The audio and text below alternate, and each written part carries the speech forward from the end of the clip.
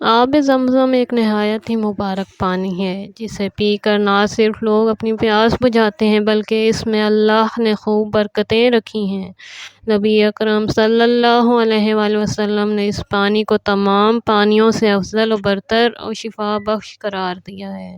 مکہ مکرمہ میں موجود یہ آب زمزم کا چشمہ انسانوں کا کوئی مصنوعی چشمہ نہیں ہے بلکہ آج سے تقریباً 4000 سال قبل اللہ نے اپنے پیغمبر حضرت اسماعیل علیہ السلام کے ذریعے یہ معجزہ صادر فرمایا، جس کے نتیجے میں یہ پاک پانی اس مقام سے پھوٹ پڑا۔ اللہ نے اپنے جلیل القدر پیغمبر حضرت ابراہیم علیہ السلام کو بہت ساری آزمائشوں میں ڈالا، مگر آپ ہر امتحان میں ثابت قدم رہ کر کامیاب ہوئے۔ جب ابراہیم علیہ السلام کی عمر مبارک 70 سال سے بھی زائد ہوئی تو بہت دعاؤں کے بعد اللہ نے آپ کو ایک بیٹا عطا فرمایا جس کا نام اسماعیل رکھا۔ حضرت اسماعیل علیہ السلام کی پیدائش کے چند دنوں بعد ہی اللہ نے آپ کو حکم دیا کہ آپ اپنے بیٹے اسماعیل اور بی بی ہاجرہ کو عرب کے ایک بیابان میں چھوڑ آئیں جہاں نہ انسانی آبادی تھی اور نہ غذا کا انتظام۔ حضرت ابراہیم علیہ السلام اپنے بیٹے اسماعیل اور بی بی ہاجرہ کو اس مرتفع مقام پر لے گئے جہاں خانہ کعبہ کی موجودہ عمارت قائم ہے اور وہاں لے جا کر ان کو چھوڑ دیا۔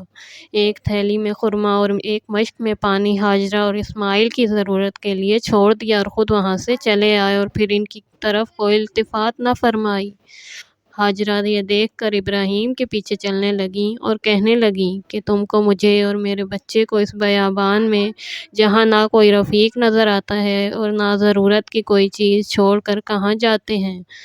مگر ابراہیم علیہ السلام ان کے معروضہ اور استغاثے کا کوئی جواب نہیں دیتے۔ حضرت ابراہیم علیہ السلام نے بی بی ہاجرہ کو وحی کی خبر سنائی اور بتایا کہ اللہ کا یہ حکم ہے تو بی بی ہاجرہ جو اب تک شام کے سبز و شاداب اور بہترین آب و ہوا سے سرشار سرزمین پر رہ چکی تھیں، اللہ کا حکم سنتے ہی بنا کچھ کہے تیار ہو گئیں۔ انہیں اللہ پر مکمل یقین تھا کہ وہ ان کے لیے اس گرم صحرا میں کچھ نہ کچھ انتظام ضرور فرما دے گا۔ بی بی ہاجرہ نے رضائے الہی پر صبر کر لیا اور یقین کر لیا کہ خدا ہمیں کسی طرح تباہ و برباد نہ کرے گا، یہاں تک کہ وہ خرمے اور پانی بالکل تمام ہو گیا اور اب دونوں حضرات پر بھوک اور پیاس کا سخت غلبہ ہوا۔ حضرت اسماعیل علیہ السلام بے تاب ہو کر زمین پر تڑپنے لگے۔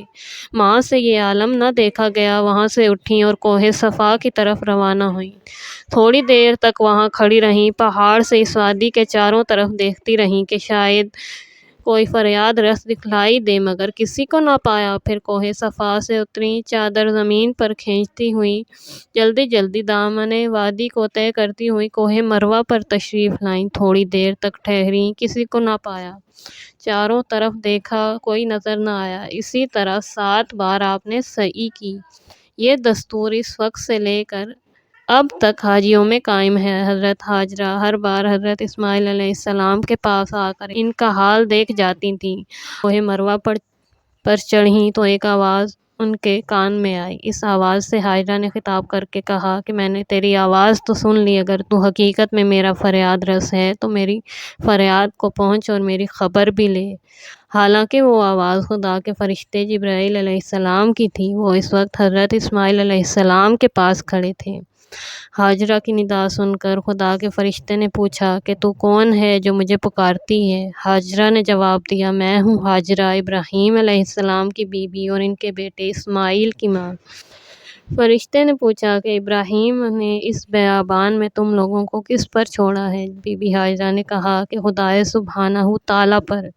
جبرائیل علیہ السلام نے کہا، بس وہی تمہارے لیے کافی ہے جس پر تمہیں چھوڑا ہے۔ ایک روایت میں ہے کہ جبرائیل نے اپنے پروں سے اس زمین پر ضرب لگائی، وہاں سے پانی کا چشمہ جاری ہوا۔ اتنے میں ہاجرہ اسماعیل علیہ السلام کے پاس چلی آئیں تو پانی کا ایک ابلتا ہوا چشمہ نظر آیا۔ ہاجرہ خود بھی سیراب ہوئیں اور اسماعیل کو بھی سیراب کیا۔ پھر یہ خیال کر کے یہ پانی بھی ختم نہ ہو جائے، اس وجہ سے کناروں کو باندھ کر اس کو ایک حوض کی شکل میں بنا دینا چاہا کہ پانی اس میں جمع رہے اور پانی کی مشق آسانی سے بھر لی جائے۔ جبرائیل علیہ السلام نے ہاجرہ کی تسکین کی اور کہا کہ پانی کی کمی کا ذرا خیال نہ کرو اور نہ ڈرو کہ اس وادی کے رہنے والے پیاسے رہیں گے، کیونکہ وہ چشمہ ہے جس سے خدائے سبحانہ تعالیٰ اپنے مہمانوں کو ہمیشہ سیراب فرمائے گا۔ پانی تیز رفتاری سے پھوٹ رہا تھا۔ آپ نے اس پانی سے کہا، زمزم، یعنی رک جا، اس لیے اس چشمے کا نام زمزم پڑ گیا۔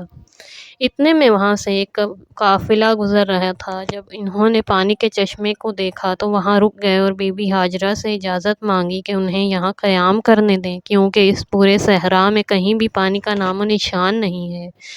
لہٰذا بی بی ہاجرہ نے انہیں مکہ میں رہنے کی اجازت دے دی۔ یہ لوگ بنی جرہم کہلاتے تھے۔ بی بی ہاجرہ کو بہترین ہمسائے مل گئے۔